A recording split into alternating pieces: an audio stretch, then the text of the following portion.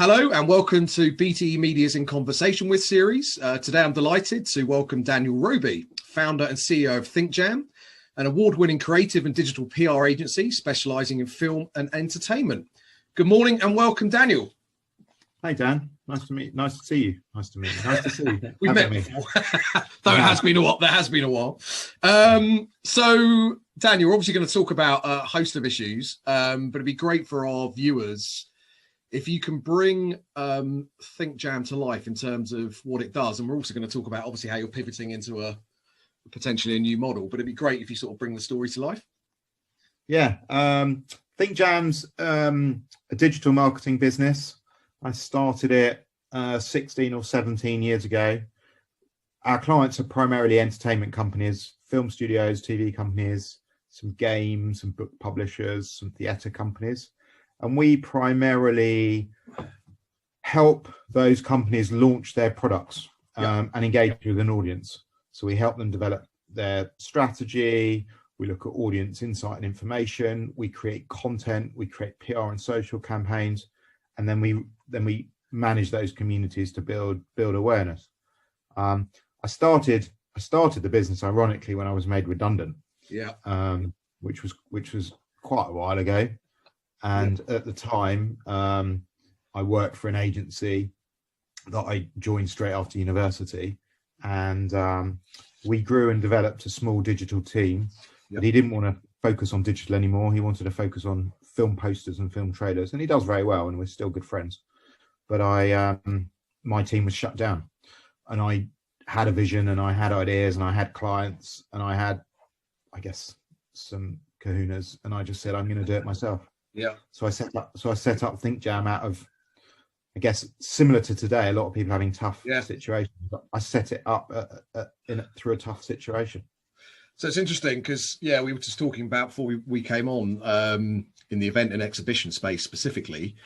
Obviously, people have had to be let go from very viable businesses. And I guess maybe then the learning is there's no wrong time or right time to launch into something. No, there's no right or wrong time, and there's no, actually the wrong time I actually think is when you overplan and overthink it. Okay, interesting. I think the right time is if you've got a good idea and you can do it and go with your gut, then go. I was reasonably fortunate at the time that I had very little place to fall. I didn't have wife or kids or mortgage or responsibilities. And I took that risk knowing that if it went wrong, I'd get another job. I know clients, I know people. So I took the punt, I took the risk and got on with it. In fact, I didn't even have a business plan for the first 5 years. And obviously, you've scaled the business very successfully. We're going to talk about some of the countries that you operate in. Again, for our viewers that, are on that sort of journey, maybe starting out or halfway through, what's your advice on sort of how you scaled the business and, why you think it's grown so successfully over the years? It's a good question. I think there's two, maybe three reasons for us. One is we've stuck to our knitting. We've actually we stuck true to entertainment. And actually at the time we had regular debates when lots of other digital agencies were growing and their portfolios are quite diverse across FMCG or brands and other sectors. And I wanted to stay really true to entertainment. So actually what it did was allow us to build really deep relationships, real expertise. We understood it, we knew it, and we grew from it. I think the other important area that I've recognized how we grew, if I look at my competitors, was we took a couple of big risks and we invested everything back into the business. So everything was going back in to grow and double down and double down and double down, which we did for a number of years. And we invented 2 or 3 solutions for our clients because we knew the sectors, because we knew them, because they trusted us, that helped grow us a lot quicker and a lot faster. Sure. And it'd be great if you can maybe bring a campaign to life. It might be a specific one. So I know recently you've worked on the release of Trolls.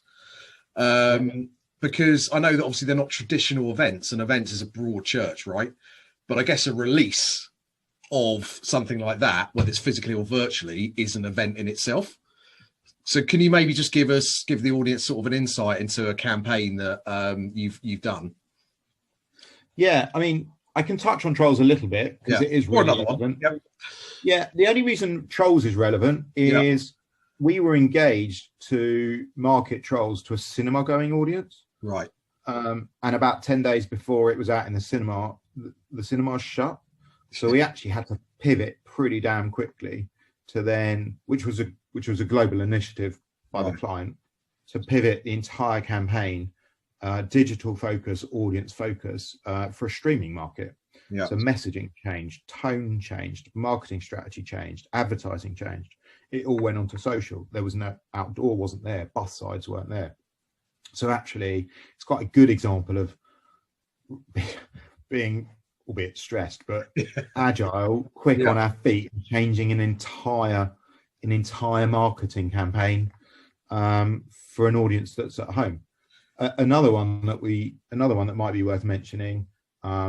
We do a lot of work for HBO, and we do a lot of their ads for the Emmys. And clearly, every year the Emmys is a physical award, celebrities, red carpets, and all sorts. And we're fortunate enough to help them with some of their content creation for their it's called FYC, for your consideration, for judges to nominate shows. Again, the whole of the Emmys, an event, is now digital, is now online. So the tone, the messaging, the flavor has to change and pivot. Sure, and we'll come back to talk more about events. It'd be interesting though, in terms of just ThinkJam. Obviously, you set up an office in LA. We were talking before that also you had a venture into New York, and history is littered with UK companies trying to make it in the US and all sorts of industries, and not necessarily being successful. Give us an idea of your experience, both, I guess, good and not so good. I'll start with the not so good, because we weren't successful either.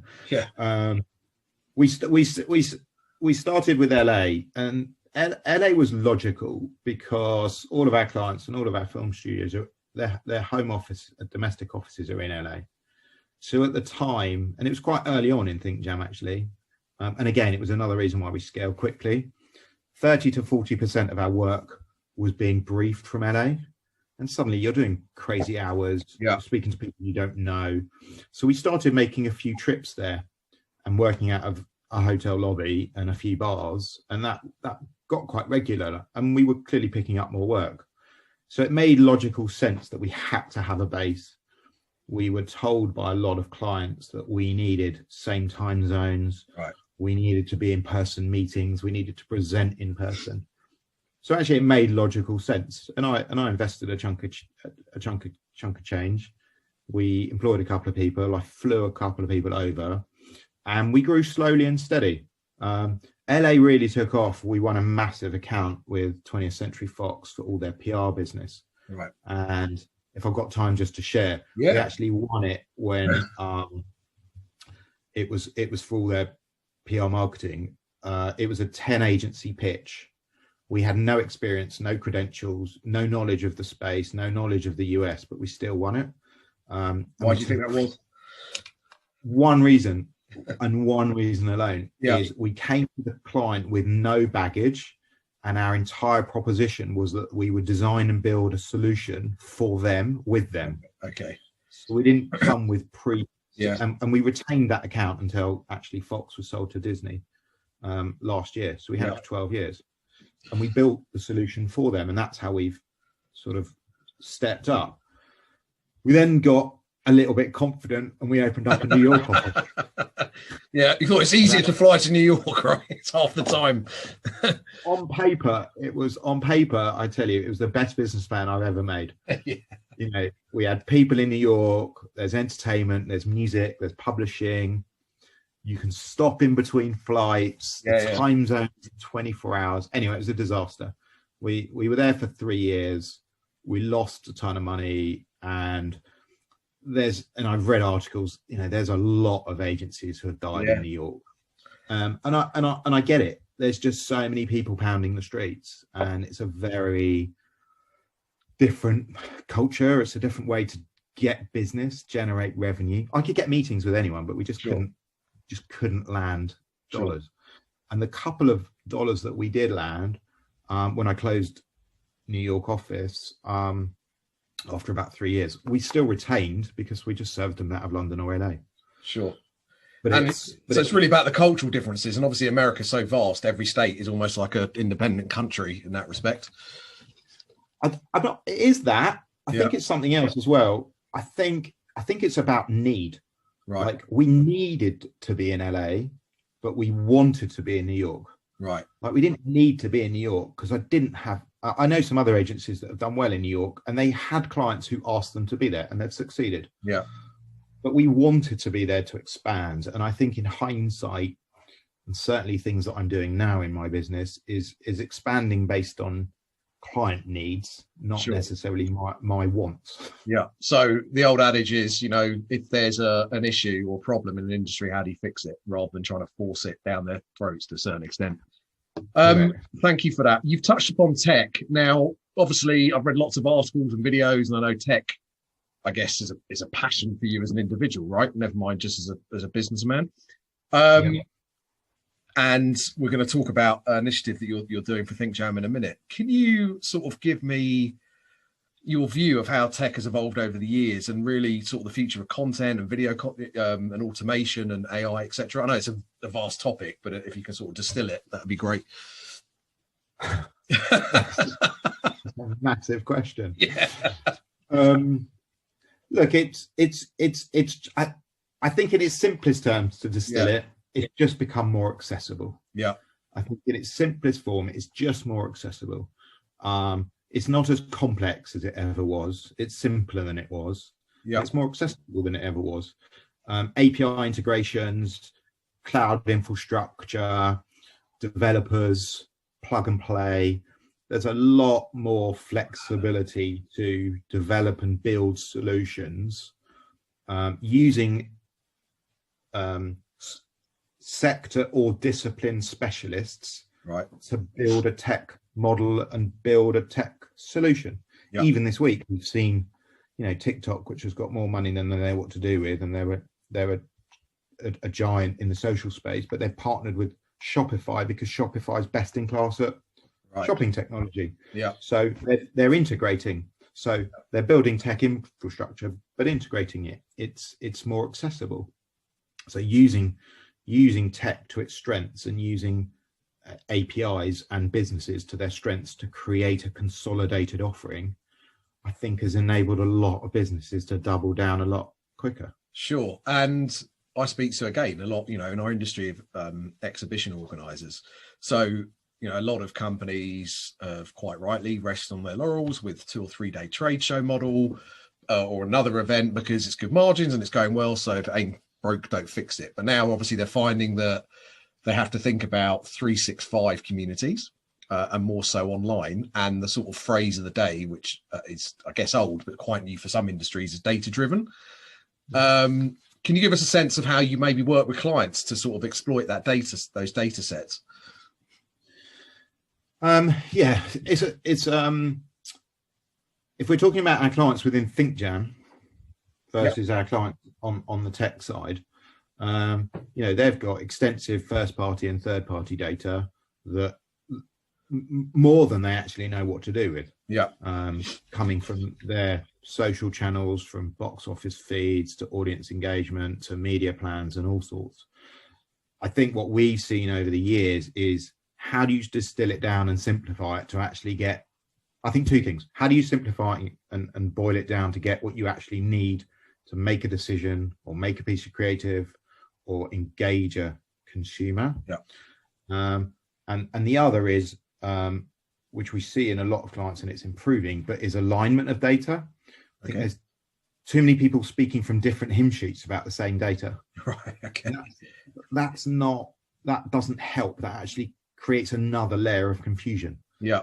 So how do you get around that? Because ultimately, obviously you're using systems to, I guess, get the data visualization quicker, but then humans ultimately need to sort of interpret it, whether it's for an entertainment client or for something else. So how do you do that? How do you make those right decisions? In our world of entertainment, I think it's happening naturally. The goal previously has been to align divisions or departments or countries to the same data and measure in the same way. And if by example, if we're looking at engagement, then we're all looking at engagement. We've got to be talking the same language. This is a very simple example. What's happening now is actually slightly different, which is as our world of entertainment changes. Before, multiple stakeholders with multiple data sources. You've got the studios, you've got the marketing teams, you've got the media plans, and then you've got the exhibitors, the cinemas themselves. Now in the world of streaming, those companies are holding the whole pot. So not only can they see the audience data, the engagement data, but they're also controlling how it's watched on their own platforms. So naturally, that's going to, I hope, naturally create considerable alignment where they can be more focused and again, I keep saying it, but simplify what we're doing and what they're doing. Sure. And with the sort of proliferation of social media channels and ways that brands can communicate, where do you start? Because, you know, history again is littered with, not necessarily for the big brands, but other businesses and projects where they got an idea and they set up a Facebook page, an Instagram page, all on the same day. And then in a few weeks, it's, you know, there's no posts anywhere. And it's what's your advice to someone if they're sort of thinking of launching a campaign on a product? I think two things. I keep saying two things, but two things. One is you got to be really targeted. You can't hit everyone everywhere on every channel. It's not cost effective, it's not efficient, and there's far too much wasted. So you've got to be targeted. Coupled with targeted, by the way, is you've got to manage expectations. So something we try and do is give clients indications of what they can expect to get back, what they can expect to see based on trends, based on benchmarks, but actually setting expectations and being targeted. The second thing you need to do, which slightly contradicts the first thing, is just test and learn. You've got to experiment. You can't sit on one channel and wait. You've got to experiment. You've got to experiment with your messaging. You've got to experiment with audiences. You know, there's lots of little dials that you can tweak carefully, strategically, to figure out your magic combination, your magic sauce, as it were. To see where things are dialing up and audiences are engaging, and see where things are dialing down and where you need to just stop. And I think the great thing about all these platforms is that they allow you to be able to dig into that, right? To see the response and who's watching and all that sort of stuff. So, and even for like someone that's not techie, it's quite simple for them to see that. I'd like to talk about your new initiative, if you like, Remake. I'm going to show a small clip in a minute. Can you give us the thinking behind that? Because obviously that, I guess, was born out of the pandemic. You probably had the idea for it maybe for a while before it, but can you just sort of bring it to life? It actually links a little bit with what I said before, I'm hoping, which is the sort of need and the want. I do love tech, and we love dabbling, and we love experimenting, and we've had a little lab, and we've created lots of cool initiatives. But a lot of them are kind of what we think are right and could work. Remake was born out of a need. Remake was born out of a need for ThinkJam to be more efficient, faster, cheaper, retaining quality, to produce video ads for our clients. So a big part of what we do for our clients is creating content, but we also version that content. And version could be everything from changing the messages to changing pack shots and logos, but it could also be, and primarily is, changing language for countries. So if a film's released and there's a dozen assets made as a sort of master set, we'll from that set make thousands of versions for different countries and different messages.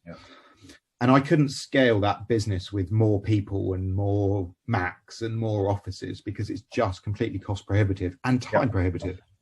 So we built a little engine. One of my developers built an engine internally to help ingest that video, allow us to edit that text, and then deploy that asset. So it just instantly cut significant amount of time out of the process. And as you know, more social content at the moment, more trends, everything's getting faster. We had to figure it out. We realized late last year that actually there was a big shift happening. It's been happening for a while in our space with in-housing and more teams being built in-house, infrastructure going in-house. And again, how do we support that? We don't want to run away from it, but how do we support it? And Remake became and is fast becoming an enabler for that. So we decided to create it as a front-end tool. We turned it into a pretty smart SaaS platform. We put a lovely UX on the front. We built a marketing campaign. I'm building a sales team. We're building out our development team. I've got a client experience, sort of client director team. And essentially what we've now got is a SaaS product that we can put into businesses, brands or companies or agencies, where they can very quickly and very cheaply change messaging, change language, change logos in their video. And our mantra is brutal simplicity. So anyone can do it. You don't have to be a designer. You don't have to be a developer. You don't have to be a video expert. You know, my 11-year-old could do it if you read, although they're smart, but it's simple. But so you suggesting something like this didn't exist, or not in the sort of way that you're doing it? It's really arrogant to say it didn't exist, because it did. There's solutions out there, and there's good solutions out there. What we're doing is one thing very differently, which is we're not building this into a Swiss Army knife with hundreds and hundreds of features. It does a few things really well, best in class, and it's an independent agnostic platform. And by that I mean we're not developing a tool that has to reshape a client or a brand's entire workflow, team structure, infrastructure. It's a piece of software that slots in and powers one thing that needs to be powered. Okay, so sorry, did you want to continue? No, you're good. Okay, no, you're good. We're going to watch your quick promo clip.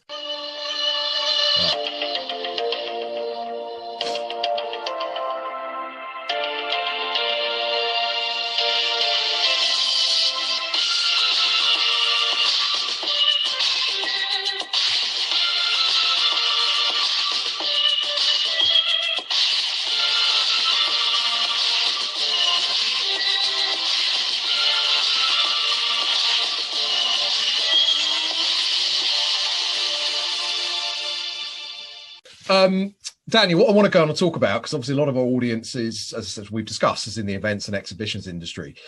Obviously in the industry you're in, we've spoken about events for some of your clients. I guess also that you attend events yourself, right? Because you're a marketing company. So I guess there's lots of marketing trade show events, and maybe you've exhibited at events. Can you sort of bring that to life and what role events plays in that respect? Yeah, I mean, for our industry and for our clients, events is a big thing.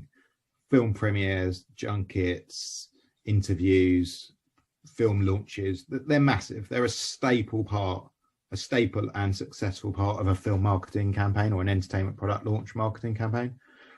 You know, before COVID, we were attending lots of red carpets, lots of talent interviews, even events where we're getting people onto set. That's sort of an event because we're engaging an audience. All of those things have gone for now. Am I confident they'll come back? Yes, but how they'll come back, I don't think anyone really knows. We've seen in our industry some really good examples of how those sort of events are going digital. Okay. Script reads, you know, talent at home. Everyone wants an insight into that. And and lots of good webinars with interviews of cast. I'm a massive fan of Succession. They've done really well with cast get-togethers and cast interviews, and you actually see a different perspective, because I think what we've all realized through COVID is the reality of everyone's reality. So we've all seen each other a bit more exposed, and that's quite humbling. That's quite important. We've also seen a lot of events turn into home events. So you mentioned earlier Trolls. That was a home event. Hamilton on Disney, we didn't do it, but Hamilton on Disney Plus, that was a home event. That was marketed as everyone watching it at the same time on that weekend, talking about it at the same time on social. That's created an event, a moment. For us as a business attending events, we do attend a lot, trade shows, exhibitions, everything. And can you give me an example of one that you attend? We attend. I'm in LA a lot, so I attend a lot of film conferences. Some of the magazines put on events, talks, lectures. I attend things like South by Southwest, which is a brilliant event. It's a massive event. That's not happening anytime soon. And I miss having a beer in a couple of those bars, but we've got to wait a while. To get all those marketplaces together. And we do, game launch events that they're being changed to, I guess, digital events, Zoom events. I think it's an interesting. I was thinking about this before we started the interview. What do I really think about it? I know you've got some views. It'd be good to hear them. I just think there's probably a curve somewhere that shows lots of peak early on with everyone wanting to attend webinars and events online and trying to retain that sense of normality. I think probably now there's a bit of I'm speaking from my point of view, there's a bit of normality to where we are, and has everyone got the time? And I think the key, or my key, is what's the value of those events, and how do I, as the person going, justify the value? If it's free, have I got the time? Is it valuable? Have I got other things to do? If it's paid for, have I got the time? Have I got other things to do? And then as an event organizer, what value am I creating? I think I don't think I'll be the first person to say that everyone and their uncle and mother and grandma has tried to do a webinar or an event of some sort. And it's almost saturated the market. That's a normal curve in sort of circumstances that we're in. The question is how the events industry can start to define quality and or exclusivity. There's also, they need to make money off it, right? So I've spoken to lots of event organizers, and you can't replicate 100 square meter stand where someone's paying £600 a square meter online. It just, the money's, that just doesn't translate. So if they're going to try and increase revenues, what you're saying is the quality has to be improved as well, I guess. I've just started paying to go to a couple of events in the last few weeks. Tell us about that. Okay. What I look at the speakers, I look at the lineup. I've discounted the big thing that a lot of these events do in person, which is part of the networking. So I've not quite figured out how that piece works. Online, on Zoom, anytime, having a coffee in between talks. Walking around the floor, like you say, of stands. But I've started paying for events with informative, high caliber speakers, and I've started to recognize the difference between events that are marketed really well with really brilliant headlines, with really big panels, and you go and there's almost a bit of a disappointment, and then an email comes in and you're distracted. Now I've decided that I'm going to pay for some, and they're fair priced. £40-50. There was one in the US I spent a couple $100 on. But I block my diary for it. So I won't have other meetings, and I will watch, and I'll listen, and so I'm being pickier. To the other point of exhibitions. Ironically, we were about to do our first 2, never done them, trade shows for Remake. Makes sense. And Yep. I booked them before COVID. Yeah. Significant investment for me. Yeah. The stand, the dressing, the stand. We'd never done it before. The merchandise, staff, the stage. And I won't say who or what or where or why or when, but one of them was very understanding and, you know, gave us other options and so on. Yeah. And moved our investment to a later date, and it was amicable. And the other one, unfortunately, to your point, changed the event to a digital event. Yeah. But wanted to maintain the same price, which I don't think that's fair.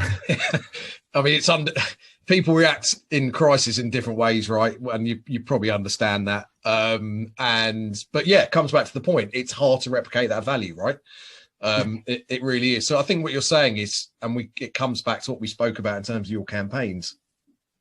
Personalization is really important, right? Yeah. Content is clearly as ever even more important because, as you say, time now is more precious. We've got into this way of working where it's not just I'm sitting around, not that you work, but you know what I'm saying. So it's really interesting to hear your views. But I guess you'll probably agree that the power of face-to-face can't be replicated, especially with the networking bit, because I think you're right. Many people have said to me, and I've attended events, there's lots of platforms, but the networking part of it is just a bit strange. Because actually, if I want to talk to you virtually, I'll connect with you on LinkedIn or I'll do something else. I don't need that tool potentially, and that's what face-to-face gives you, right?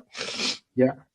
There's this switch that's changed where I can. We're by the way, I don't have offices anymore, so we're working from home. Yep, definitely. Yeah. So we're working from home.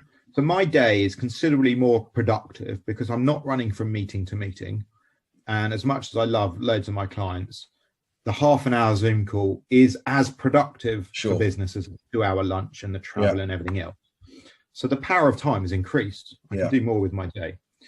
The opposite is also equal for that networking stuff, which in those 30 seconds, you're quickly getting that coffee at that event, or you bump into someone and you see their badge, you engage, but now you can't get those nuggets. You can't get those moments. They take much longer. And as I said, and they're being organized rather than sometimes, just by chance you bump into somebody, which you clearly can't do virtually. And he brings you to meet her and she introduces you to him and suddenly you've got a thing. That's what someone should crack and probably do really well. With regards to the pandemic, and its effect on your business, and you've just mentioned the working from home. So lots of people were forced into working from home because it was almost a legal requirement. And obviously quite rightly staff felt nervous, and then people went back a bit and then they didn't. But you've actually gone full force on it. And I know, again, listening to interviews, it's something you were thinking about for a while, right? But obviously the pandemic's accelerated this. Just tell our viewers how you've changed your working practices. So, look, I did want to work from home. It's not about working from home. We call it working from anywhere.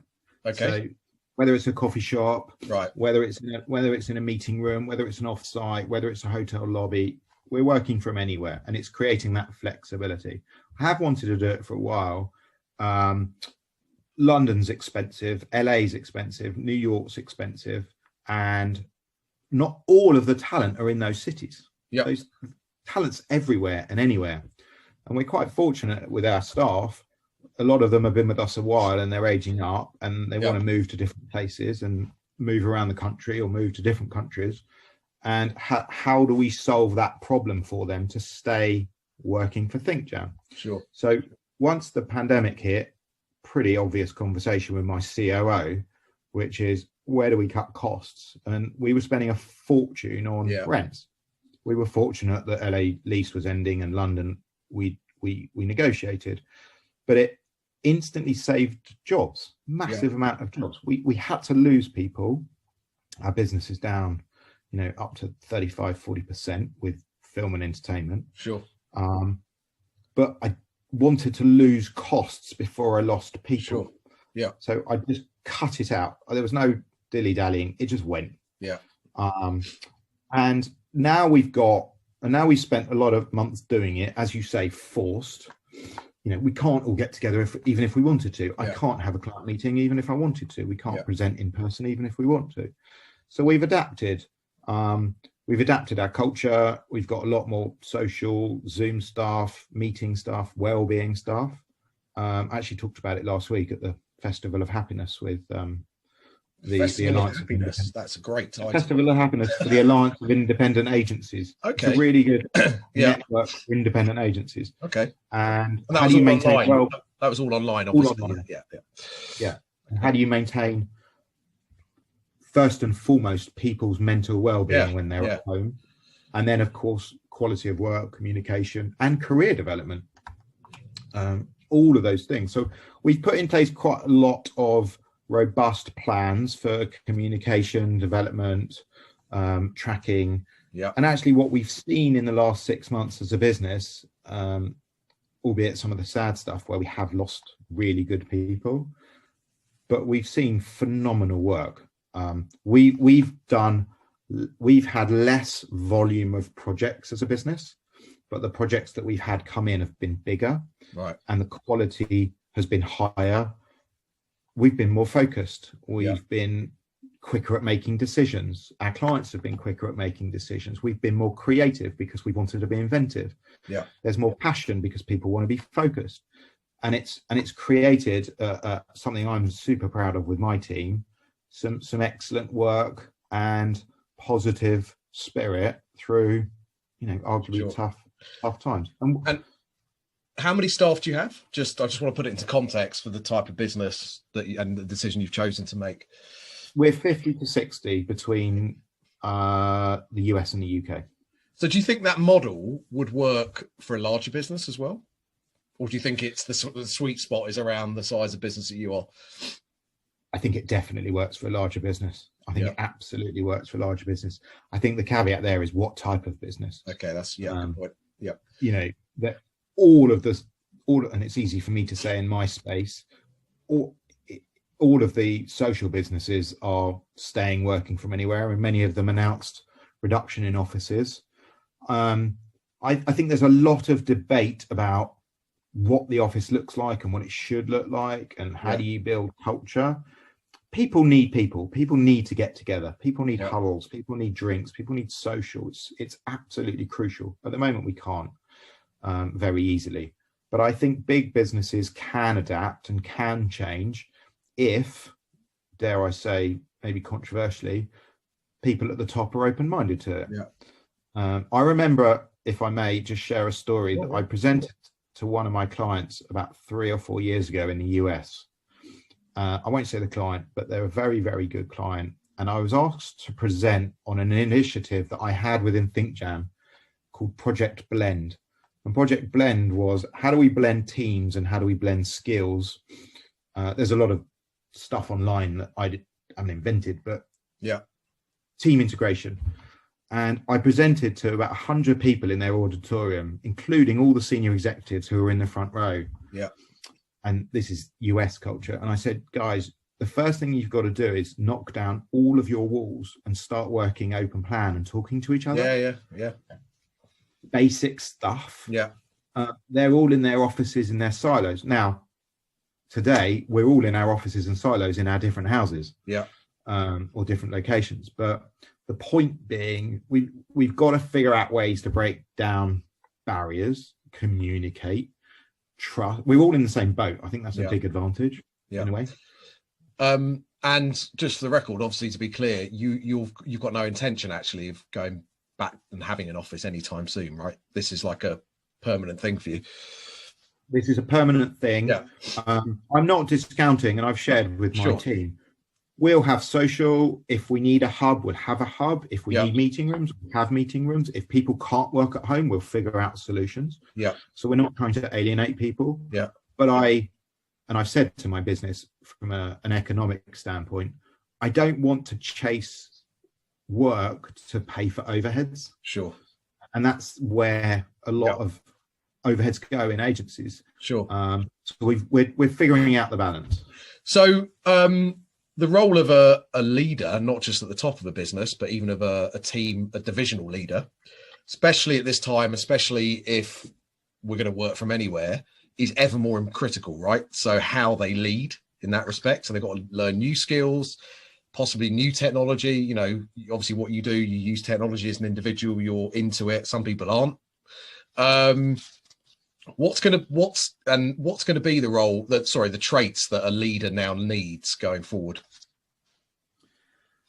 I'm laughing. We've got a company town hall today. Yes. and I've been working on a deck to present to the business. I don't know when this goes live. Hopefully they won't.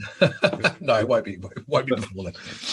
But we do a Q&A every month. Yeah. And one of the questions that I got from one of my team is, what advice would, this is a true story, what advice would you give to your younger self to deal with the pandemic as a leader? Sure. And how to motivate others. So I've been thinking about it a little bit. And I think there's a few things. I think as a leader, there has to be a state of calm. Yeah. I don't think in this climate, panicking, stressing is helpful. It's sometimes unavoidable. Don't get me wrong. I suffer a lot from anxiety, but a state of calm to make rational decisions. Mm-hmm.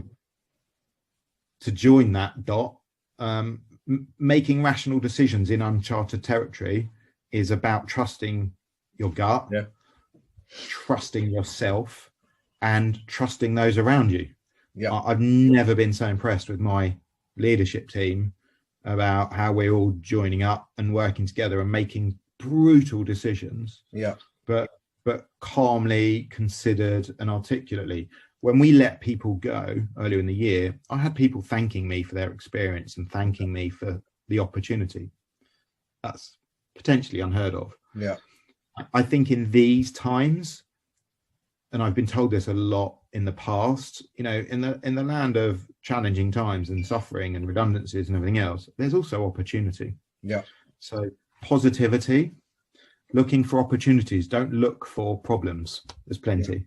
I guess also not over monitoring as well, because I think maybe at the beginning of the pandemic, you know, people are at home and trying to keep productivity levels, but there's a balance, isn't there, between monitoring and actually in the end just being too overbearing. So we've done questionnaires with our team and we've had a lot of feedback, and the point of monitoring is important and listening. But actually, a lot of the feedback that we've had is making sure that we're making decisions and communicating those decisions. Communication is key above anything. Yeah. And we've over communicated, certainly with my team and clients. Yeah. Tell clients where we are, what we're doing, why we're doing it, why we're cutting, why we're doing certain things to the business, so that there's no surprises. There just can't be a surprise.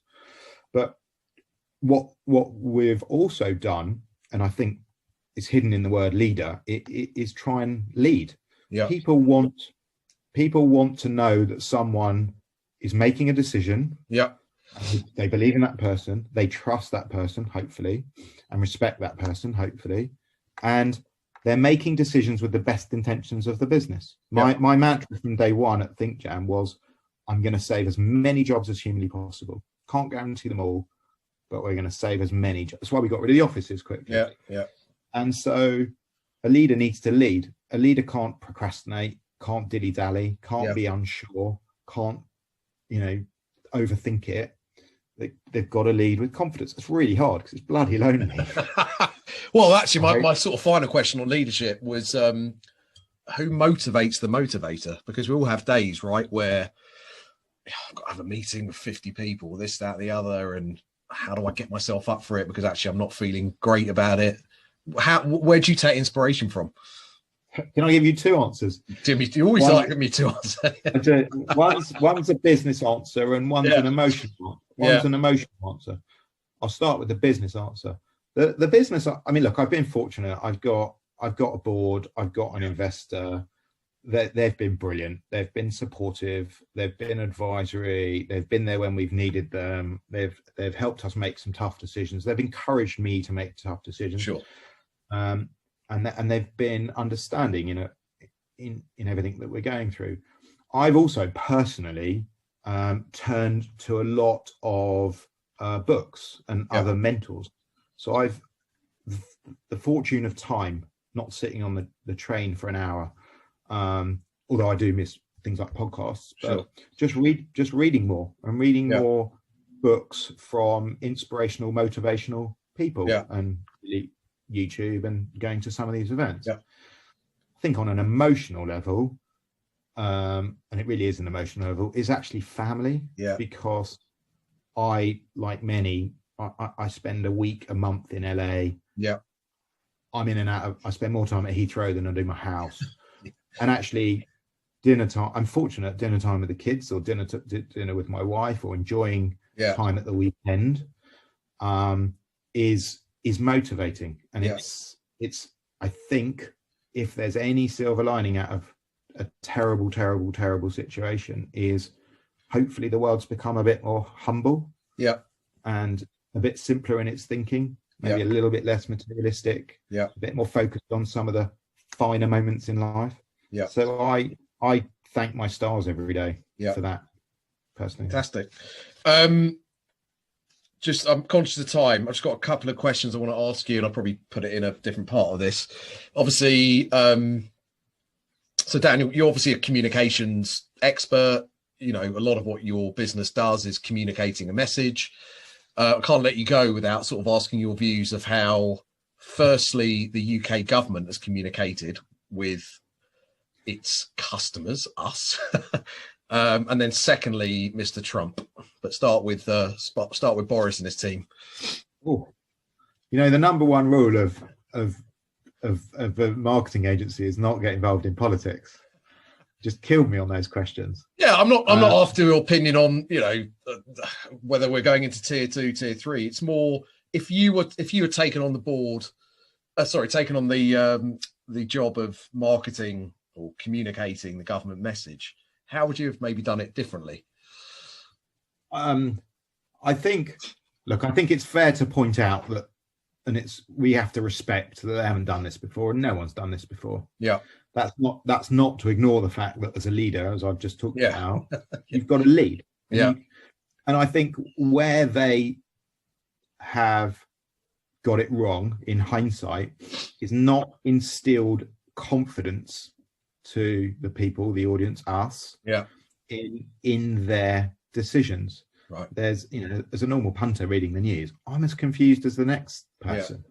I'm not sure what I'm supposed to be doing or what I should do or shouldn't do. But do you think that's intentional? Do you think that's intentional? Sorry to interrupt. I would like to think it's not. Right. I would like to think that it's not. I would like to think that it is by sheer pressure, time. I was talking to someone about this at the weekend, that, you know, in a normal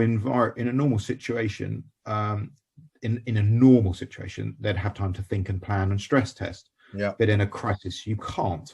Therefore, more mistakes are made.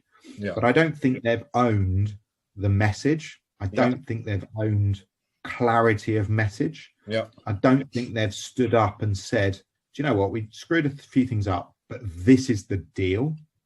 I also think, in my humble opinion, these are my opinions, I think they're just trying to please too many people. I think they're trying for the right reasons. I get it, for absolutely the right reason. They want to keep people employed. They want to keep businesses open. They want to keep schools open. They want to save lives, and they want to protect the NHS.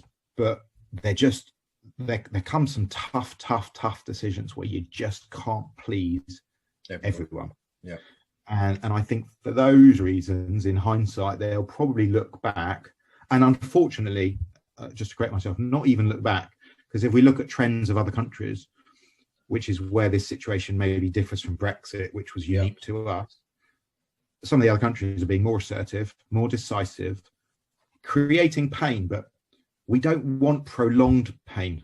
I don't know if I'm allowed to swear on this show, but someone once said to me, a good friend and a good advisor once said to me, if you're going to eat shit, don't nibble. And get it all done at once. And I think, you know, rip the plaster off, call as it is, protect us. And it's easy for me to say, it's like being a football manager from the stands, right?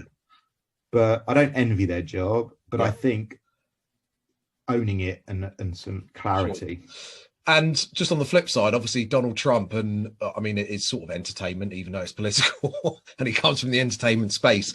His use of social media, right? So he's got like 70 million people that hang on his every word, and you couldn't buy that coverage 25 years ago. He's got a free platform. I'm not asking your views on his politics, but how well do you think he's sort of taken to social media? Do you think that sort of set a precedent now going forward for future presidents? I think anyone who's got 70 million followers has taken really well to social media. Yeah, it's a good point. I mean, you know, we talked about it before. The data is the data. That you can't. The numbers don't lie. Yeah. I'm not going to share what I think of him, my views of him, and everything else. Yeah. But I think he has used the tools really well. Yeah. And the reason is that and this is where I think his sort of trick is by design. Yeah. He's speaking in the language of the people to where the people are. Yeah. So his followers, whilst there's complete polarity between views on him, he knows that the people he wants to speak to, he speaks in their language. Yeah. There's nothing derogatory about them. That's just how he communicates. Yeah. And he knows where they are. So he knows what to say, how to fuel the right argument, how to frame a message, albeit controversial to the other side. Yeah. And he knows how to construct a communication. Yeah. Which is exactly what you do with your clients, you know, in a funny kind of way. Daniel Robey. Yeah, the difference is, sorry, Dan, the difference is, I'm just going to finish. I have to say, what we try not to do as a marketing agency is alienate people. No, but he just talks to his base, right? He doubles down on his base. He actually doesn't speak to anyone else because he knows they're not interested. So sorry, he's alienating, but it's a different, maybe version show 2. Yeah, Robey speaks Trump. We'll get Trump on. You can sort of interview him. Daniel Robey, CEO and founder of ThinkJam. Thank you so much for joining us today, and we wish you every ongoing success.